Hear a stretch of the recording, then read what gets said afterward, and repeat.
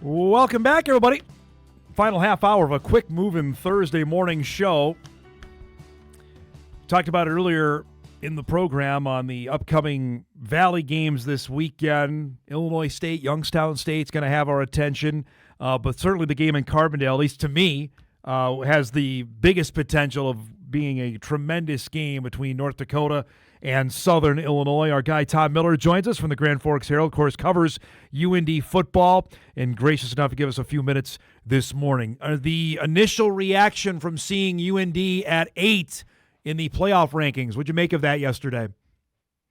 Yeah, it's interesting to kind of view the national scope a little bit more. It's been a few years since maybe UND's been in that conversation, so it seemed about right. I guess I didn't put a whole lot of stock in it, just considering how many UND still got to play NDSU and SDSU, and those two teams play each other, and the Brawl of the Wild still to be played. So it was interesting, but maybe not that interesting.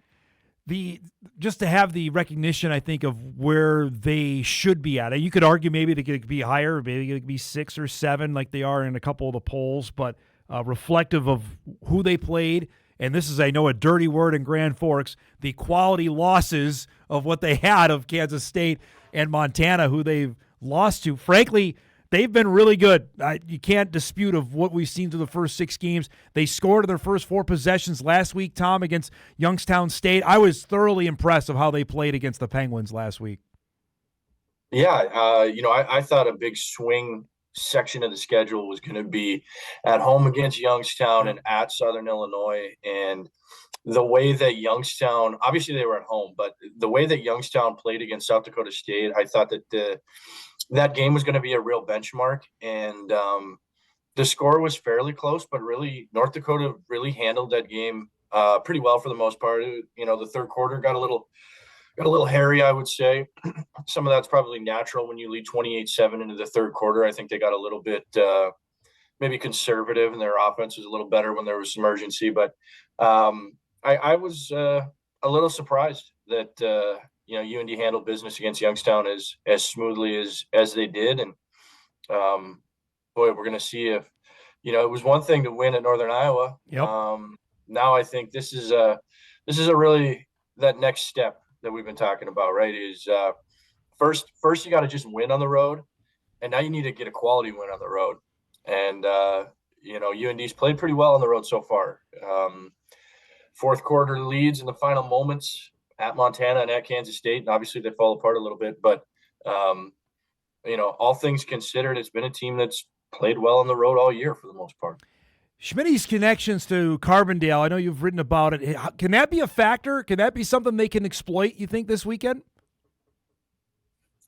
I don't know. There's a lot of familiarity between staffs, where you've got UND's brand new running backs coach, DJ Davis, was a standout at Southern Illinois. That's right. Even, we were in the pregame presser this week, and Isaac Frichte, the offensive coordinator at UND, just kind of offered up that, the defensive coordinator who's in his first year at Southern Illinois, the two of them were assistants together at Northern State. And I forgot. I don't know if they were roommates or just hung out. And, but, it's such a crazy small world in coaching circles sometimes. And I don't think I feel like we always kind of talk about this, that there's always this major crossover between, UND and Southern Illinois.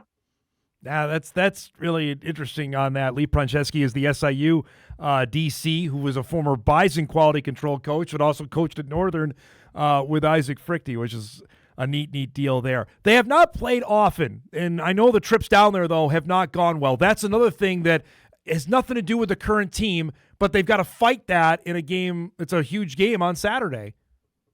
Yeah. No, I feel like this year's got a bunch of these trying to put the bad vibes of the past in the past. And yeah, Carbondale, I've only been there twice. They played in 2022 and then maybe one other time there. I remember one time Otis Weah didn't make the trip, and it was a little bit of a surprise that season, and so that created a little bit of a unique situation in the run game. But yeah, hasn't hasn't been a great place to play, and I'll be curious to see if the weather's going to be a factor because it sounds like, yeah, at least yesterday it looked like 70% chance of rain. DJ Williams is a different cat, just how big he is a different guy than Bo Brungard. I was talking about this with Hunter Pinky in our first hour, Tom, of what he brings to the table. And after seeing him up close last week against the Bison, I'm really interested to see if there is a chip on their shoulder, whatever cliche you want to throw out there. They didn't play well in the second half. That game was a tight game up until halftime, and then the Bison avalanched him after that. I'm really interested to see how they come out Saturday at home against a team they know is going to be going for it with UND. Yeah, I'm curious to see what he looks like. I saw him play in Murray, Kentucky when UND went down there, and that horse was running around the track a heck of a lot more than it should have been in Murray. I think they scored like 31 points or whatever it was, So he's been a handful. I thought UND did really well with Brungard, and then once you develop a lead too, I think they don't get to be patient. I think they'd like to take those, a little more of the 4-yard chunks and do some of the handoffs to the running back. And boy, they put a ton on Brungard's plate. I can't believe how gassed that kid must be at the end of games. I feel like every play is just, hey, kid, drop back, run around like your head's cut off. We're going to do that 60 times. Good luck. But I'm curious to see how Williams handles it, because I think that they maybe throw a little bit better from a traditional sense than Youngstown. Just kind of their best passing plays are, just extending plays and breakdowns and those kind of things. Yeah, Vincent Davis, another guy that the Bison held in check. I only think he only had 3 receptions, but he's electric and quick, and that's a test for a UND defense that's been really good. That, to me, has been the story of their season, is how good their defense has been. Yeah, and, if there's been a struggle, it's, they've let a couple, some of those shorter guys, speedy guys. Like he is. Yeah. Flash Wilson, I think was his name, for Youngstown State. He was able to get behind the UND defense. Montana did it late in that game. And so, that's going to be a huge test when UND comes after the quarterback, you better bring him down, because you got a true freshman corner they're playing too. And until Bennett Walker returns, and I'd be surprised if it's this week, but I think it's this season. I think he brings that UND defense to another level that we haven't really seen. That's the difference between a fifth-year kid who's been at San Diego State and a kid who played high school football in Missouri last year. Yeah. There's 2 storylines here as well. You talked about winning on the road that they want to dispel. The Southern Illinois, and then a couple weeks in Vermilion. They haven't won in Vermilion in the Division I era. These are 2 tests here that they can change the narrative about UND football if they're able to win those games.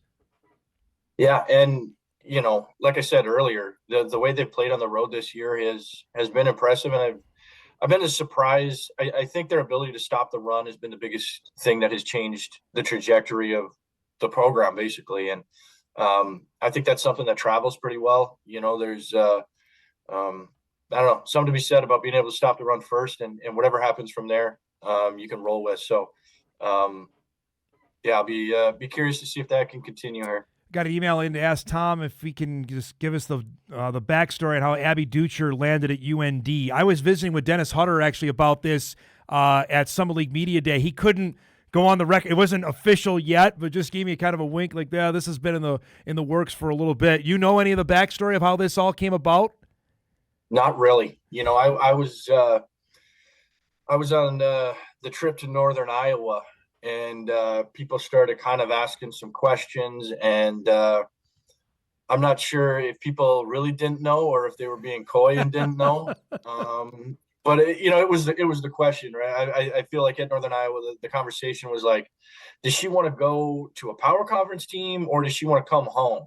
And I think there were people that were clearly like, the word is she wants to come home. Now I'm kind of wondering if they were sandbagging on me, that they didn't give me that next step of the story that was like, hey, she's going to come to Grand Forks. But I haven't heard a whole lot. That's the weird nature of this whole crossover season. It, Dom. Like, I'm locked into football, and all of a sudden you get that email that media day for UND Hoops is on Wednesday, and you're just your head's spinning a little bit trying to get all the different sports under control here. That's a big deal, though, for granted, she hasn't played basketball in 4.5 years. So, but the athleticism is there. That's that's a big deal for UND women's basketball to get a player of that stature to come back, even if it's for 1 year and you don't know what she can bring.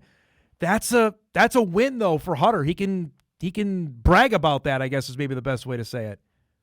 Yeah, I think there's some just like in-state clout that comes with it, right? Like there's name recognition to her. Everybody remembers what she did at Kindred, and like you say, whether that perfectly pans out or not, this is a good thing for him.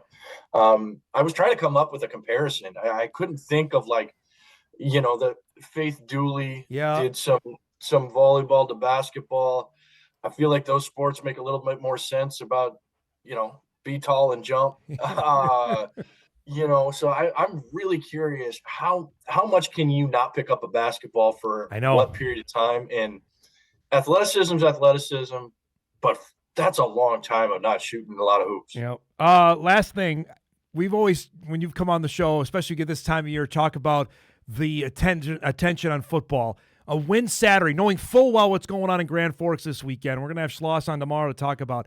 Can that just get people's attention? Hey, don't ignore football. There's something happening there if they're able to win Saturday. Yeah, I think, honestly, winning at Northern Iowa was really big, because I think you lose that game and you're going to have way too many people kind of looking around saying, what really changed here?